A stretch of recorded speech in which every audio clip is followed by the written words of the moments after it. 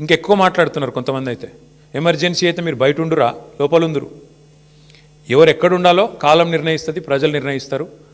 ఒళ్ళు దగ్గర పెట్టుకుని ఉంటే మంచిది. ఇవాళ నేను అధికారులకు కూడా చెప్తా ఉన్నా, ఈ ఫోన్ ట్యాపింగ్లు, వీటి మీద జరుగుతున్న ధారావాహికంగా జరుగుతున్న డ్రామాలు, ఇందులో భాగస్వాములు అయితే అధికారులకు కూడా నేను చెప్తా ఉన్నా, ప్రతిరోజు ఒక్కరిదే ఉండదు.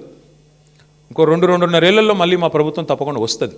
మీకు తెలుసది, ప్రజల మూడు మీకు తెలుసు. మన గ్రామ పంచాయతీ ఎన్నికల్లో చూసినారు. మీరు బలవుతారు, గుర్తుపెట్టుకోండి. రిటైర్ అయిన వాళ్ళని ఏం చేయలేరు భవిష్యత్తులో బీఆర్ఎస్ వాళ్ళు అనుకుంటురేమో, దానికి కూడా మాకు రేవంత్ రెడ్డి గారే తోవ చూపెట్టిండు.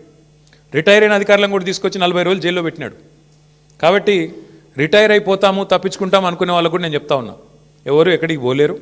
ఇప్పుడు ఎవరెవరైతే రేవంత్ రెడ్డి గారు ఆడిచ్చినట్టు ఆడుతుండ్రో, అక్రమమని తెలిసి కేసులు పెడుతుండ్రో, అక్రమమని తెలిసి అడ్డదారులు దొక్కుతున్నారో, ఈ టైప్లో ఆయన ఆడిచ్చినట్టు ఆడితే మాత్రం మీకు కూడా తప్పకుండా భవిష్యత్తులో మరి చట్టపరంగా, న్యాయపరంగా మీకు కూడా ఇబ్బందులు ఉంటాయి. గుర్తుపెట్టుకోవాలని చెప్పి కూడా